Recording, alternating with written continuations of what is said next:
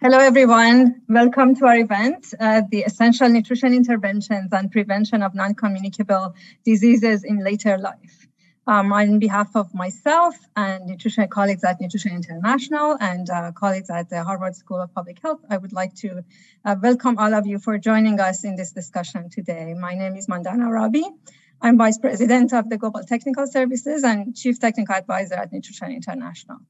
I wanted to start from some background on nutrition, malnutrition, and why we chose to have an event during the Nutrition for Growth Summit that focuses on linking nutrition interventions to non-communicable diseases in life.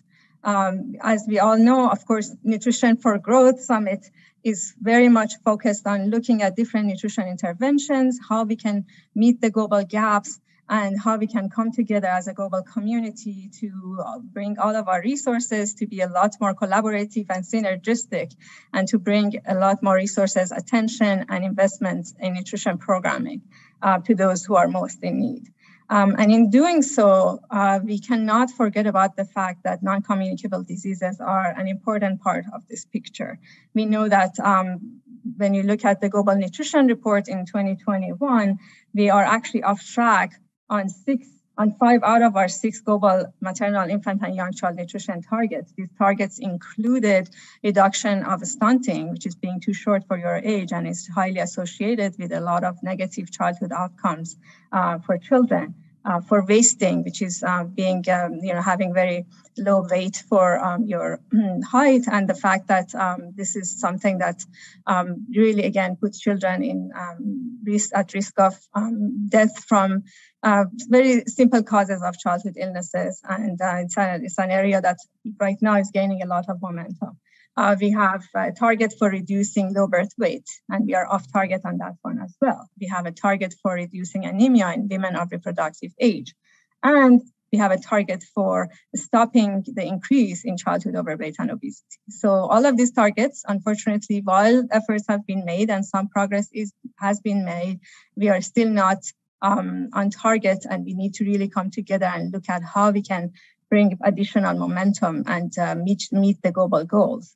And in doing so, what better way to think about actions that can help us reach not just one, but multiple targets and help us in moving forward in different frontiers, especially interventions that will help us to address both undernutrition and overnutrition, and help us cover early nutrition interventions that are needed for women and young children especially, as well as give us additional gains later in life by reducing the risk of non-communicable diseases and delaying deaths, and help us achieve a lot more in savings and in development outcomes.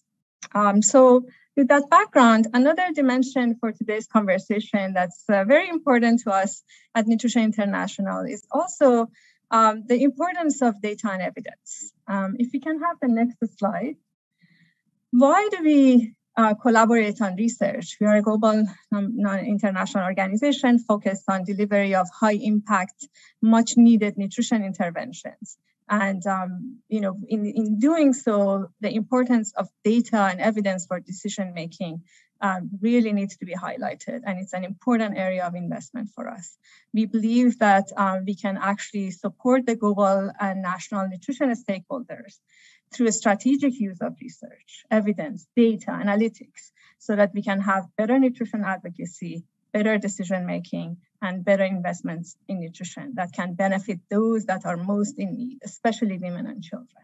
So we actually use all of these tools, research analytics tools, big data, and we bring analysis and translate those data and findings, and hopefully we will be able to generate better action. So this puts today's work in context. Next slide, please. And that's why we started a collaboration between Nutrition International and Harvard School of Public Health, a highly esteemed research organization, because we believe that this data and evidence, if developed together in this collaboration, will allow us to actually enable better decisions across a multitude of different dimensions. We can do better program implementation, monitoring and evaluation. We can actually do better assessment of the impacts. We can influence policy change and increase programs' resilience. Especially during these COVID times, we really need to actually design programs that are giving us the best opportunities for impact and are resilient to a lot of changes that might happen due to unforeseen circumstances. We can know the needs and priorities better by using data and evidence better. We can do more advocacy, better advocacy, bring resources to essential intervention. And eventually we can, of course, enable timely and informed decisions.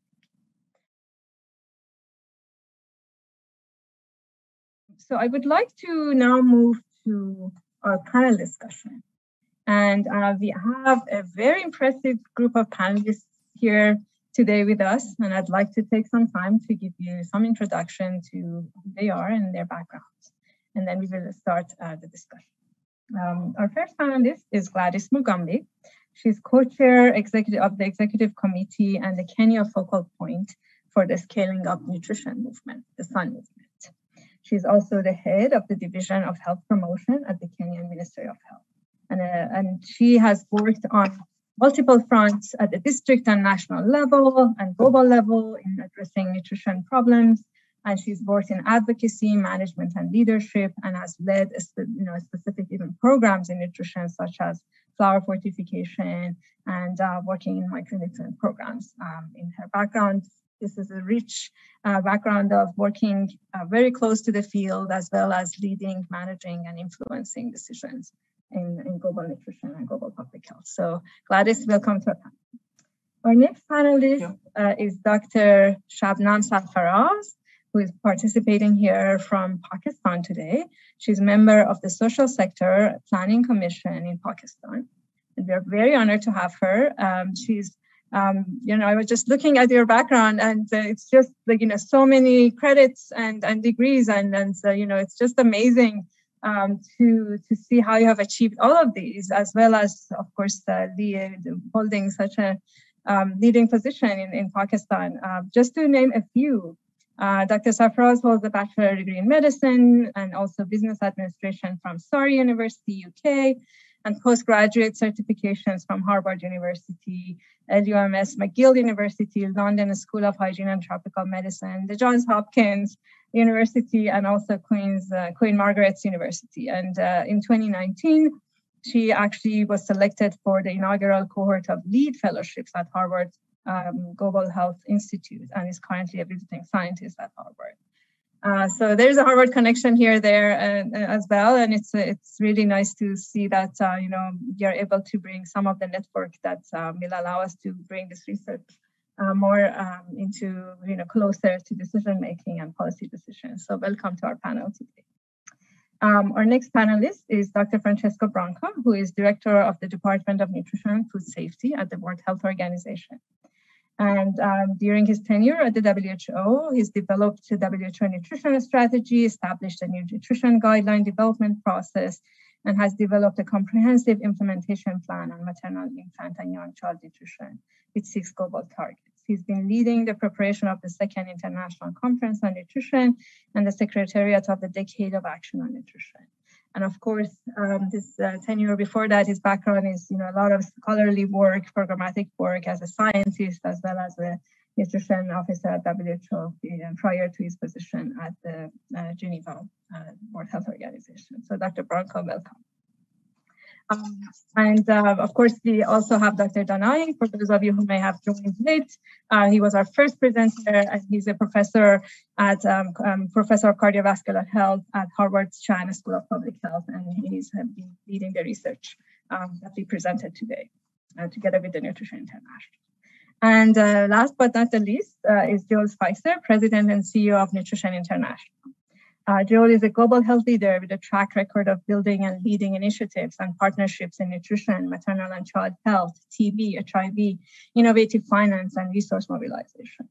And he's worked for the Canadian International Development Agency, UNICEF, WHO, the Stop TB Partnership, World Bank, and also in support of various governments across the world.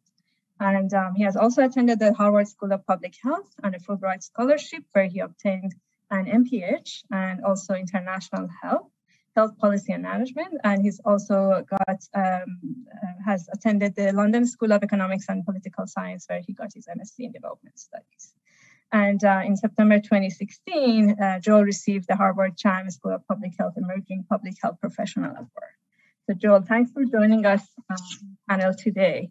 And really, it's a great pleasure and honor to have this amazing group here to help us discuss and kind of make some action points, hopefully, from the findings of this research. So the way that this panel will move forward, I'll start from asking questions. And then after the round of questions, we will also give each of you a short, less than a minute for your final remarks so that you can have the last word as well. So with that background, I would like to start asking the first question from Udars. So, your research and then this project showed us this connection between early interventions and, the late life impacts on NCDs. But through the questions, it seems that, we want to understand better this relationship, and especially how this research is different and unique in a sense compared to other research that has been done in this field. Over to you. Thank you. I would say this is really the first time that multiple sort of pieces of the puzzle are there, and we have enough evidence to be able to quantify these type of intergenerational effects in a rigorous manner. If you were to consider this same types of questions 10 years ago, on maybe the last part of the relationship, the NCD risk factors to NCD outcomes still was there, and we could parameterize it. But the two other pieces were still in motion and not therefore much clear. I think this is the first time we have the including elements so that we can put it together and have a rigorous answer to quantify these third order effects. Thank you. Thank you very much for that.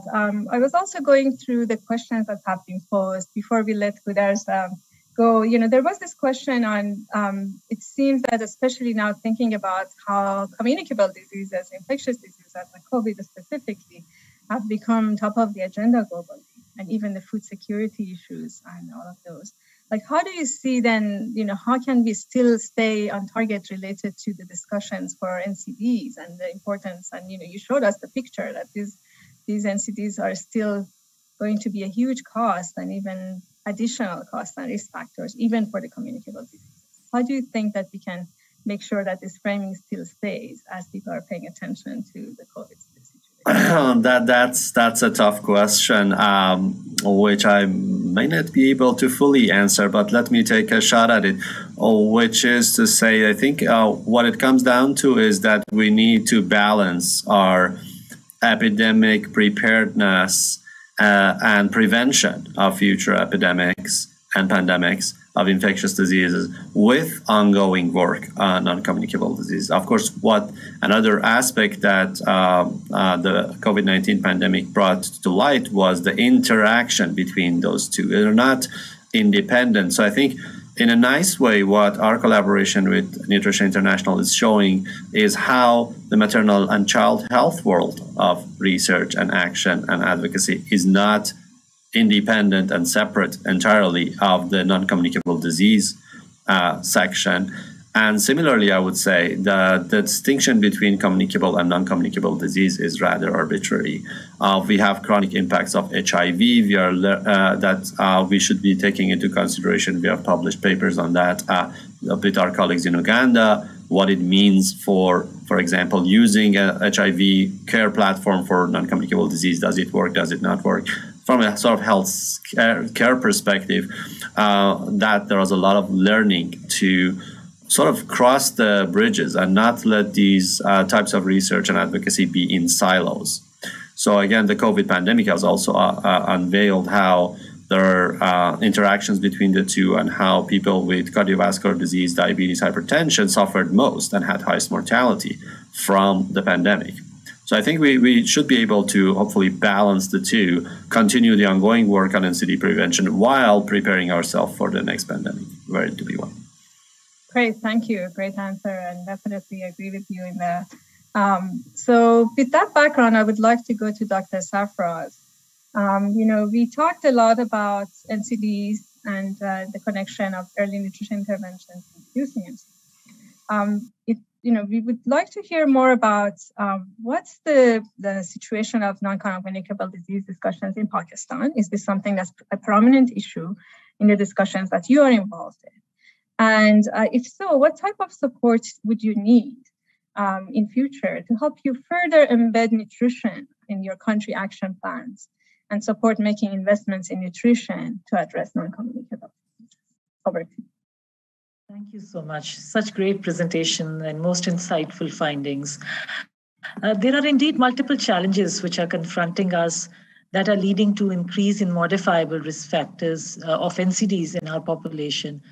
I would say that the important ones are our fast-growing population. We are one of the fastest growing country, and 64% of our population is under the age of 29. There's rural to urban migration, the changing dietary patterns, and very limited physical activity, particularly amongst this youth, which we are really concerned of. It is estimated that we have about 62% of the crude deaths and 77% of the age standardized deaths in Pakistan are due to NCDs, which is such a large percentage. And the premature deaths in Pakistan are also, the trend lines illustrate that they are on the rise due to NCDs in both males and females. They contribute to about 50% of the total deaths in Pakistan. So NCDs is indeed a very, very big challenge, which is confronting us. We are documented as having the third highest burden of type 2 diabetes. Again, in almost 1,100 people are estimated to die every day due to diabetes or its associated complications. I think a major concern for us is, again, because diabetes is one of the common medical conditions which complicates. In Pakistan, it is estimated to complicate almost 8 to 14% of the pregnancies. We have a very high maternal mortality rate, and NCDs have a major chunk to contribute in there, particularly diabetes. All these, stats that I've just shared with you, they do necessitate immediate public health action. And the financial impact is huge, which is due to these premature deaths. We were the first country to develop our national action plan back there in 2004. But I think the implementation capacities and the technical and evidence-guided, capacities to implement these strategies is largely lacking. And that is where the support does come in. And we very much look forward to using these evidence in order to, not for our program and policy initiatives. The country has taken some very firm steps recently. And we have these NCDs units, which are established both at the federal and provincial level. And we've also been, we are in the process of advocating and also putting across a strong case to impose the taxes on tobacco and sugary beverages. And we hope that it didn't get through last year, but we are hoping for this to be approved by the cabinet this year. I think the research will contribute to the limited evidence repository, establishing the link between maternal nutrition and NCDs. And this will definitely facilitate in devising and directing the investments towards where they're needed the most. And I think like all other developing countries in the region, Pakistan also counts on this evidence. And we are grateful for what was shared today. Thank you very much. Of course, on one side, it's difficult to hear that the challenge of NCDs and really how Pakistan is being affected by this, but we are also hopeful and we are here for you as a global community to support and to make sure that this, the support is there, especially in including maternal nutrition in the NCD work that you noted and in the action plans of those NCD units. So this seems to be definitely areas where we can also support you in the work that you are doing. I would like to move next to Gladys, our panel speaker from Kenya. We did mention this whole siloed approach to over and undernutrition that somehow has affected the progress in countries and, has not allowed us necessarily to have a really good integrated action plan for both. So can you comment on what kind of support do the Sun countries need to break this silo and to bring these two aspects together and to have an integrated action plan for addressing the double burden of malnutrition? Thank you. Thank you for the research and the results that is making us see the link between the childhood nutrition and later life and the NCDs. The countries then would use information such as this to start thinking of having comprehensive plans whereby we are able to defend the budgets for nutrition so that we focus on both undernutrition, overnutrition, and look at the various cohorts and ensure that we are linking what is happening in childhood, maternal nutrition, and NCDs. And what is lacking is this information on even the cost that it takes for us to manage NCDs. We have tended to focus more on childhood nutrition. We've seen even what we lose when we don't focus on the child, but we have not been able to do the same for NCDs. So it would be good that we do both on NCDs and early childhood, look at the various cohorts, and that will help us to mobilize resources for nutrition in a better way, rather than just focusing on one area, that is under nutrition and overnutrition in childhood. Thank you. Thank you very much. Thanks for bringing up the whole costing and economic analysis aspect. Within our research group, we have been thinking about that and the fact that as part of our next step, we have to make sure that we embed the economics and cost-saving aspects of these interventions into the picture so that, as you noted, we are able to provide tools for decision-making and prioritization at the country level. So hopefully that work will be upcoming. So next is Joel. And Joel, I wanted to ask you to tell us from your perspective, what do you find consequential about this research and how it can influence the nutrition community and beyond? Over to you. Well, thanks, Mandana. And first of all, I'm really happy to be here with colleagues representing institutions like Harvard, where I used to study public health, organizations like WHO, where I used to work on global health, and representatives from important countries like Kenya and Pakistan, where Nutrition International supports government efforts to tackle malnutrition today. So in a sense, this panel brings together three levels: research, policy, and practice. And that's a powerful combination for moving new ideas into action. I'm excited about this research from three angles. The first is it's going to bring the nutrition and NCD communities closer together. The second is it has significant implications in terms of human impact and resources. And the third is there's an immediate path forward for action and scale up, and that makes me hopeful. So how is this going to bring the nutrition and NCD communities closer together? The nutrition community is rather fragmented, and it suffers from having a very long to-do list, and it isn't prioritized for impact.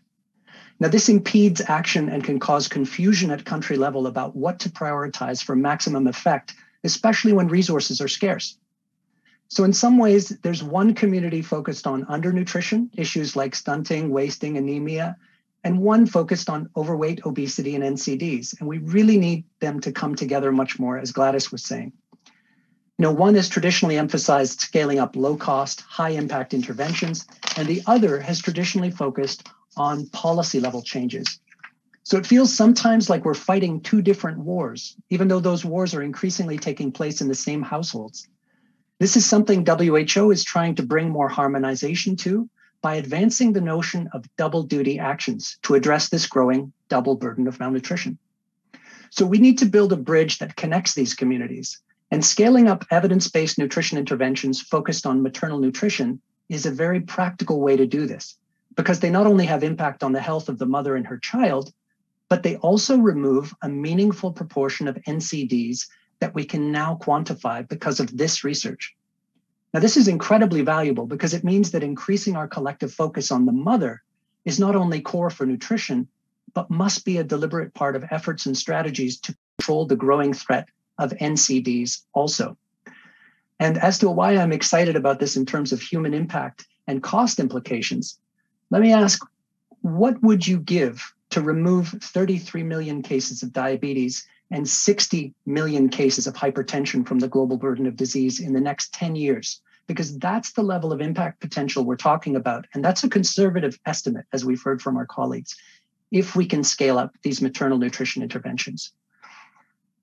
I'd like us to think for a moment about the people in our lives, your friends, your family, people you know that have died, that suffer from or live at increased risk of NCDs. You know, most of us know people or are close to someone whose life is threatened by diabetes, cancer, or hypertension.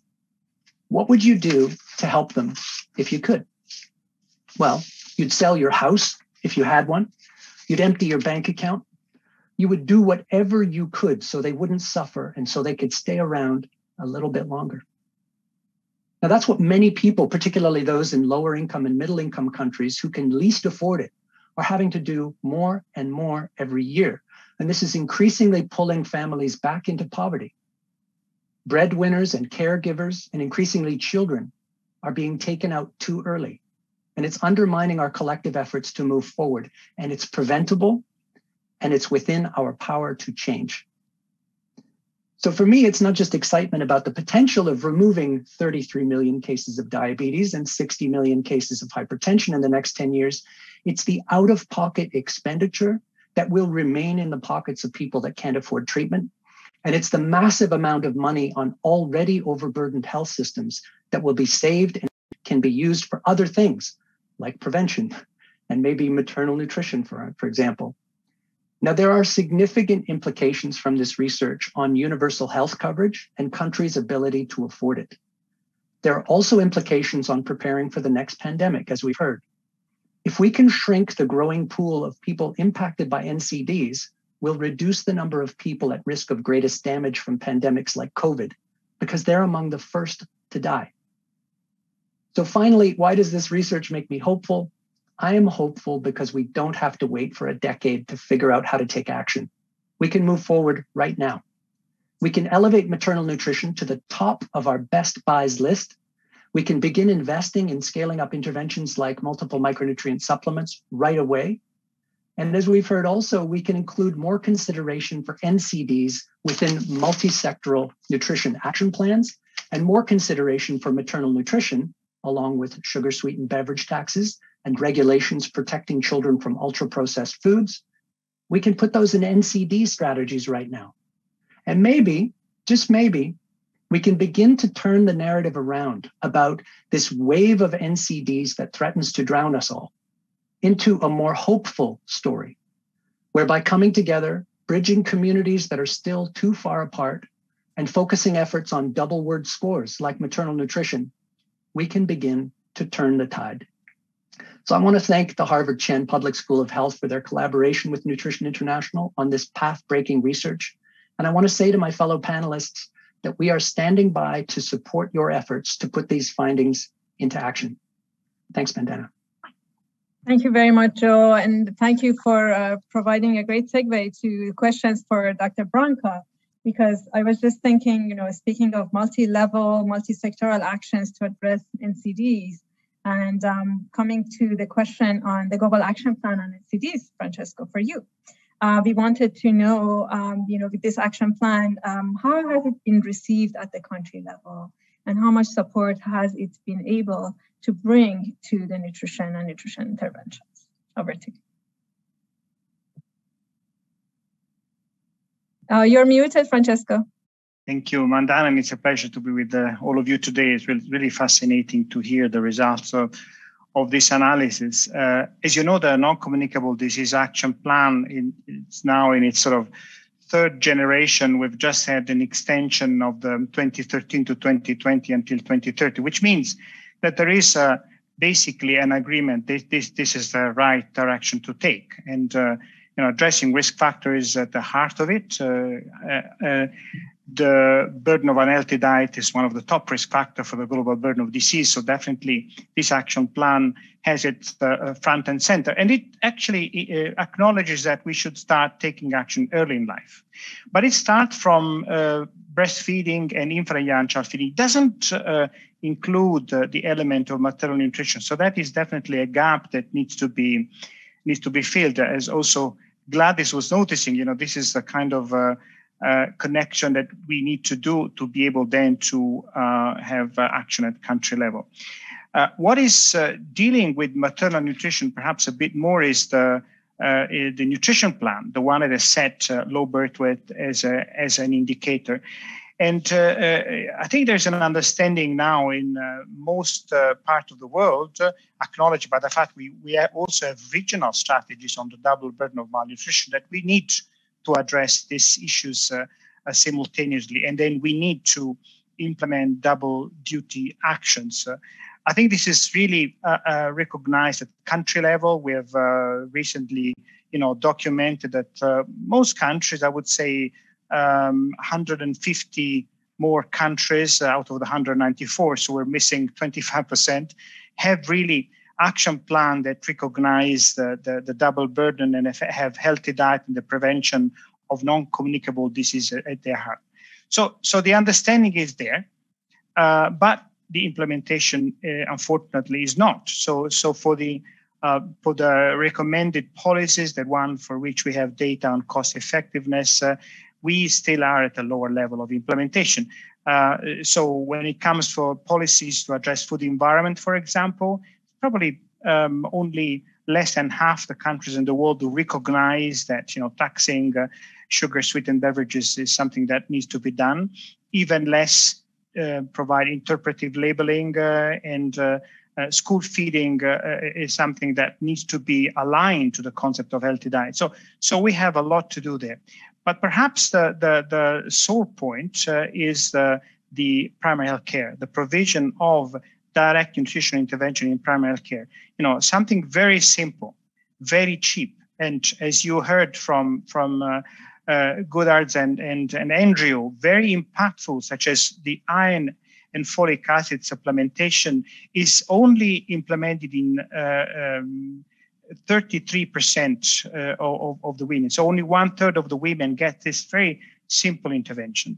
And then if you look at other elements, such as, for example, the detection of children with low birth weight through the measurement of the weight, only 2 children out of 3 are measured. There's 1/3 of the children who escape our analysis, for example. And then breastfeeding counseling, only half the women have that. So that is actually a big gap that hopefully will address through the forthcoming Nutrition for Growth, where countries are making more serious commitment about including this intervention as part of primary health care. Thank you very much, and thanks for connecting the dots and showing us what it looks like at the global level and where action is needed. I just wanted to ask you another follow-on question.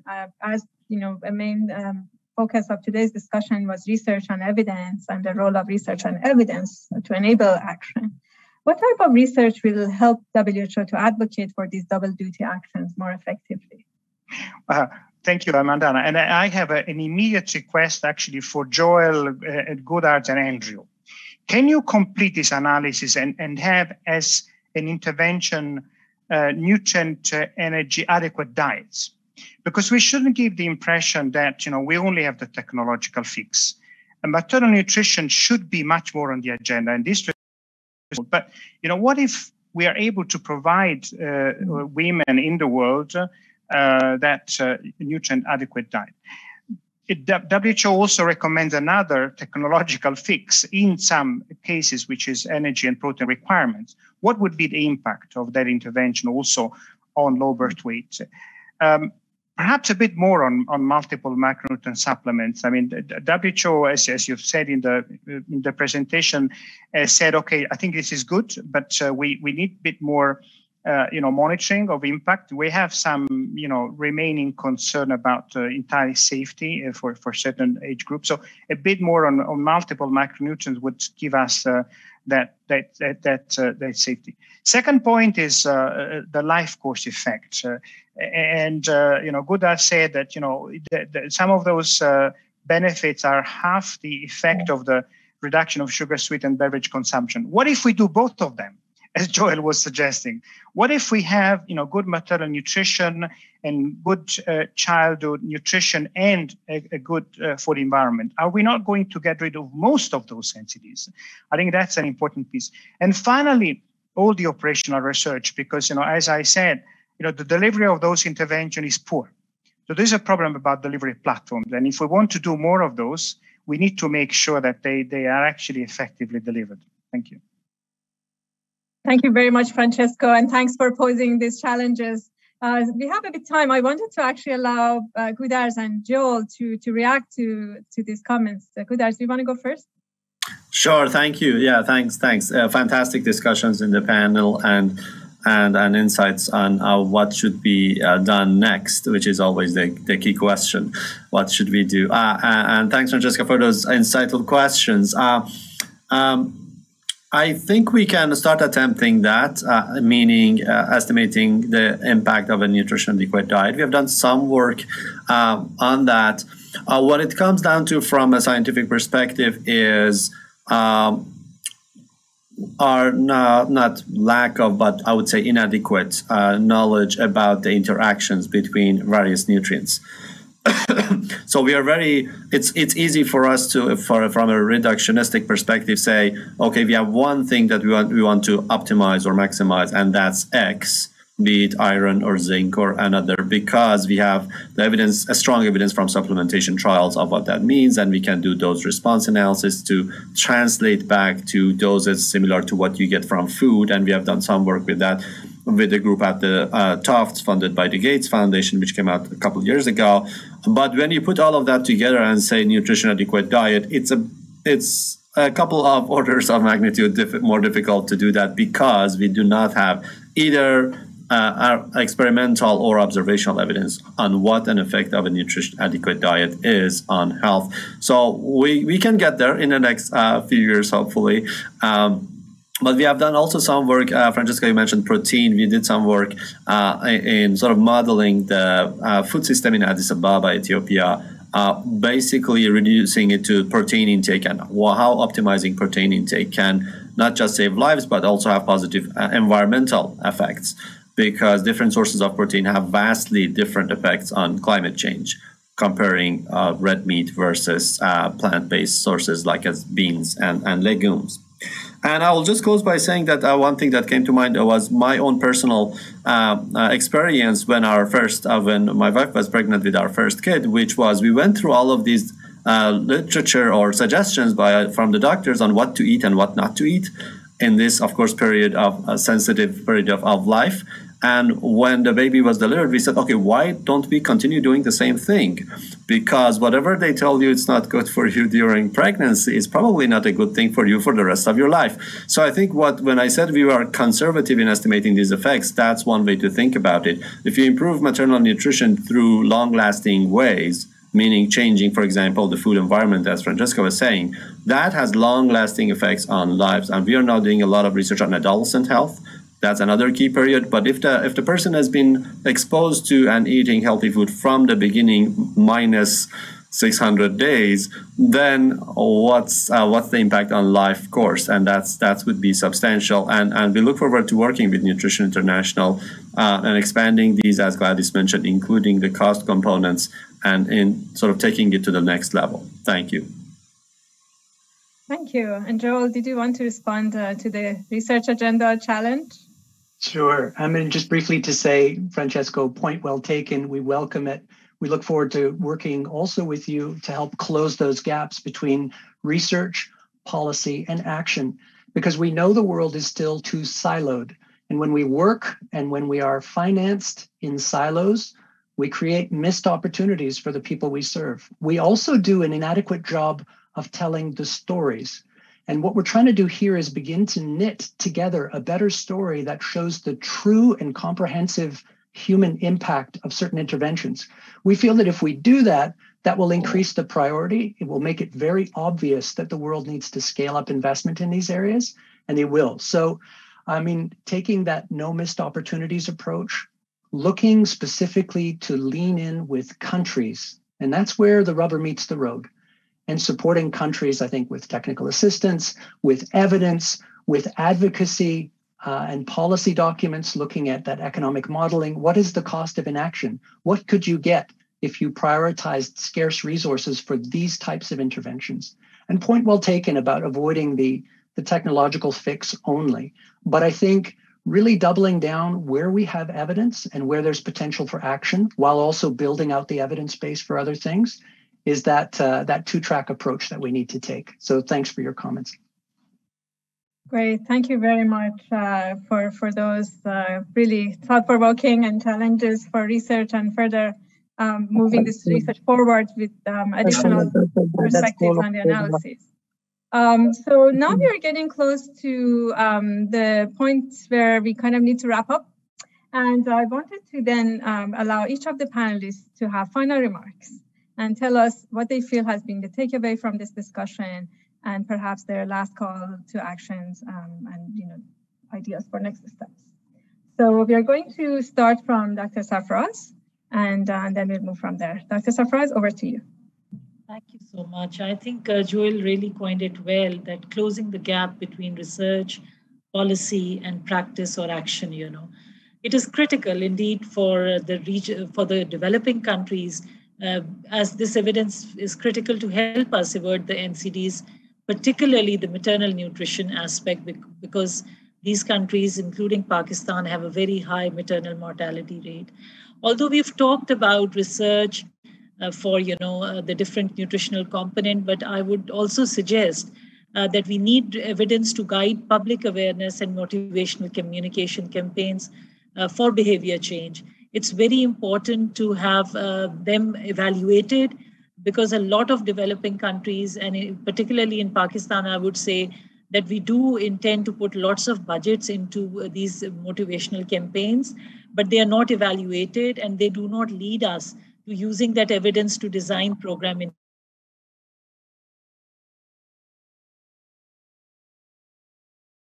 Oh, seems like we lost Shabnam.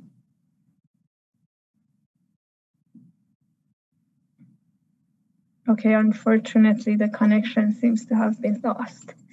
Why don't we go to Gladys next? And hopefully Shabnam will come back in and we'll give her a little bit more time. Gladys, over to you. Yeah, just to thank you for the panelists. I think it's a good team here that can do advocacy, and global guidance from WHO is required. And therefore, it's a very important research that should be taken up so that countries can be supported by the various actors, some of them who have spoken here, so that we can see change, break the silos, and get resources for promotion of behaviors that will help us deal with the double burden of malnutrition. Thank you. Thank you. Thank you very much for that. Next, let's go to Gudars for your final remarks. Thank you so much. Let me thank all the panelists. It's been a great discussion here. And let me thank the Nutrition International for the fantastic work in the last year. I think we have started something that has potential large impact on policy in many developing countries. So looking forward to taking it to the next level. And another thing I wanted to highlight is the role of women empowerment in all of this. Again, maternal nutrition from a biological perspective has its role, but from a sort of sociological perspective also, it's an important step toward balancing and empowering women. Thank you very much. Definitely very important point, and it's great that this is highlighted by you, Gudars. Thanks for that. So next, Francesco, final remarks from you.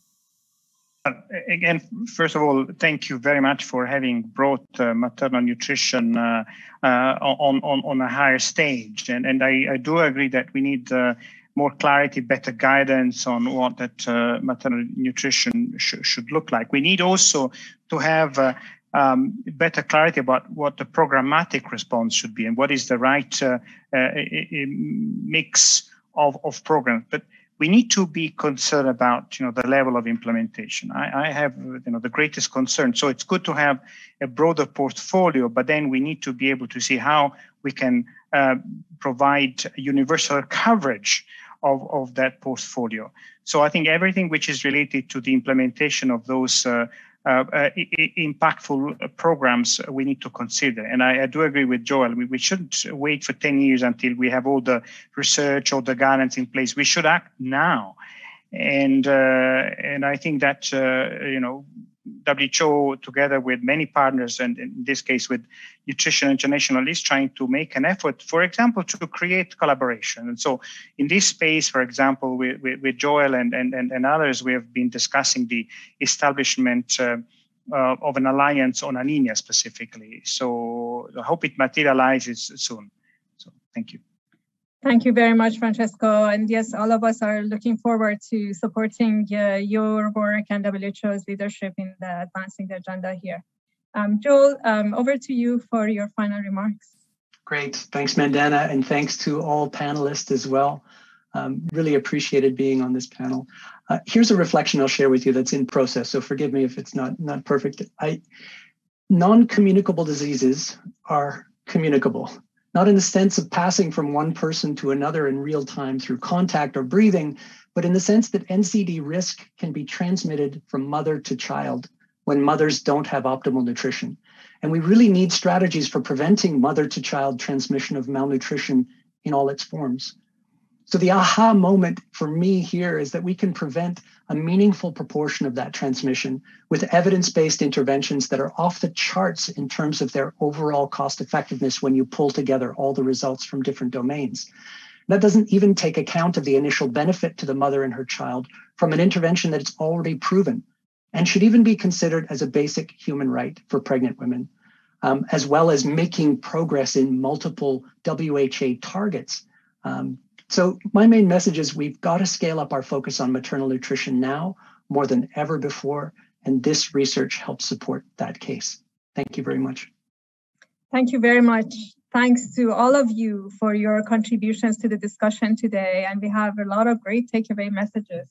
I just wanted to highlight a few. It's really resonated very well for me that you're talking about the importance of delivery and looking at the implementation and the right mix of programs. That's an area that definitely, my own work has been focused on, and we are continuing to invest in those because at the end of the day, getting to the right level of coverage with good quality and making sure the most vulnerable are not forgotten is also very important. It's important to know what to do, but also how to get it to those most in need. The work that we presented here today is really looking at 3 of those key interventions and all focused on maternal nutrition, which are very important. But also we are planning to add interventions, more essential nutrition interventions to these analyses, looking at breastfeeding, fortification. I'm just responding to some of the questions as well. People have asked about, what about vitamin D fortification? What about role of zinc? So we do want to look at all of these key essential nutrition interventions early in life and try to quantify their contribution to prevention of NCDs. So it will give us a suite of low-cost, high-impact early interventions that, as Joel noted, are already on the list of interventions that we need to provide as a basic human right, as a way to ensure good nutrition and a good start in life. What we can show now is that these are going to give us additional benefits and additional savings much later in time. And that's a way for us to build a better future, in a sense. And speaking of future, I myself also was reflecting what we showed today is just looking at the current trends. We know that in Africa, for example, the nutrition transition is still moving, and the trends are going to be perhaps even further increasing. So these numbers are quite conservative for the world today. It may look even worse in future. So again, we have this urgency for action, looking even at the current numbers in Asia. And there's a window for intervention in Africa to make sure that we are able to use what we have in our list of interventions to stop this increasing trend. And then finally, speaking of the current challenges of the COVID and the pandemic and the fact that, more than 150 million people seem to have moved into poverty. And, as also Gudar's noted, even these NCDs themselves are creating risk factors for even more vulnerability to the impacts of COVID. So with all of that, basically, we cannot afford not to provide these early interventions to those who need it. And it's something that will give us multiple duty benefits, and it's a multiple duty action really to invest in early nutrition. So thank you again. Thanks to all of our audience for staying with us, and thanks to all the speakers and organizers and my colleagues in IT and communications for supporting the production of this event today. And looking forward to continuing the discussions and future presentations on the continued analysis from the IGNITE collaboration. Thank you.